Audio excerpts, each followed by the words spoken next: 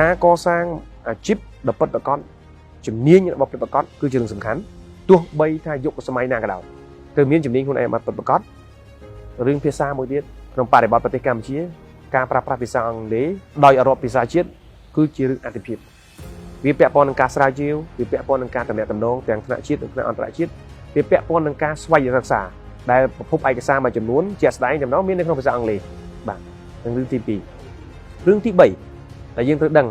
មកដល់ពេលម៉ោងនេះទោះបីរៀនជំនាញអីក៏ដោយជំនាញ digital មួយត្រូវតែចាប់យកស្វែងរកវិធីសាស្ត្ររៀនឲ្យហើយឬក៏រៀនផ្សារភ្ជាប់ខ្លួនជាមួយនឹង digital បដាពីព្រោះការងារអ្វីក៏ដោយទៅថ្ងៃឥឡូវនេះទៅដល់ថ្ងៃខាងមុខគឺត្រូវការប្រើប្រាស់ឧបករណ៍បច្ចេកវិទ្យានិងប្រើប្រាស់នៅអ្វីដែលគេហៅថា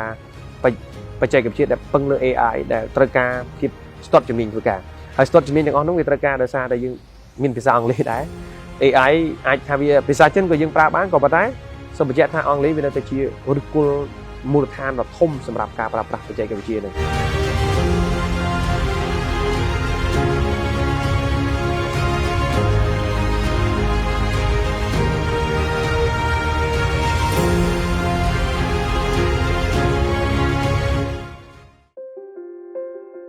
មែនតើខ្ញុំអ្នកកាក់ស្វាយរៀងបាទជីវិតចាប់ដើម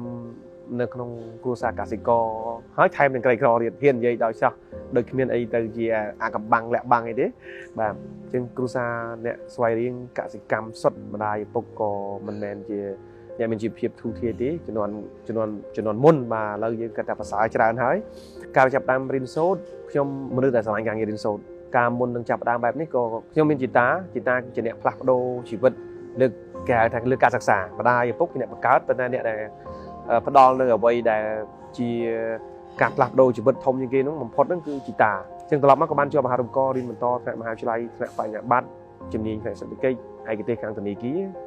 ហើយក៏បានចាប់ផ្ដើមអាជីពចាប់ពីឆ្នាំទី1ទី2មកតែម្ដងខ្ញុំខុសពីយុវជនដទៃទៀតដែលគេចាប់អាជីពនៅក្នុងឆ្នាំទី4នៅជំនាន់នោះគឺអត់ទាន់មានឱកាស internship ពីក្មេងទៅទេពីឆ្នាំទី1ទៅទេតើជិតចប់ពេលនោះហើយជាពេលដែលខ្ញុំដាក់គោលដៅពីអ្នកធ្វើការហើយគេមូជាអ្នកសហគ្រិនដោយសារទីមួយកម្មវិធីសិក្សាគឺធ្វើឲ្យយើងមើលឃើញពីអាជីវកម្មទូលំទូលាយថ្នាក់អនុបណ្ឌិតរបស់ខ្ញុំមិនមែនថ្នាក់លក្ខណៈ academic ចំតួគេហៅថ្នាក់ professional ថ្នាក់បែបវិជ្ជាជីវៈដែលធ្វើឲ្យយើងមើលឃើញពីអាជីវកម្មមើលឃើញពីការចាប់ network ដោយសារនិស្សិតភាគច្រើនគឺជាអ្នកធ្វើការងារក្នុងអាជីពធំបាទជាថ្នាក់ manager senior manager ហើយនឹងម្ចាស់អាជីវកម្មអញ្ចឹងធ្វើឲ្យយើងនៅចង្កោមមួយពួកគាត់ការខ្សែគប់នៅក្នុងចង្កោមមិត្តភ័ក្តិយើងគឺសំខាន់ណាស់ជានៅពេលហ្នឹងធ្វើឲ្យខ្ញុំដាក់គោលដៅធ្វើការចាប់ផ្ដើមអាជីវកម្មខ្លួនឯងមែនទែនទៅជំនាញប្រព័ន្ធផ្សព្វផ្សាយចាត់ទុកជាជំនាញដំបូងហើយបាទនៅក្រុមហ៊ុនឯកជនមួយឆ្នាំ2010 2009 2010ហ្នឹងឯងតែមុនហ្នឹងក៏មានការងារលក់ការងារបកប្រែឯកសារការងារបន្តតាំងតែ2009មកតែ2010ហ្នឹងយើងចាប់ផ្ដើមប្រឡូកវិជ្ជាជីវៈហើយនៅក្នុងវិស័យប្រព័ន្ធផ្សព្វផ្សាយនៅឡើយទេមកដល់2013ក៏នៅប្រព័ន្ធផ្សព្វផ្សាយខ្ញុំ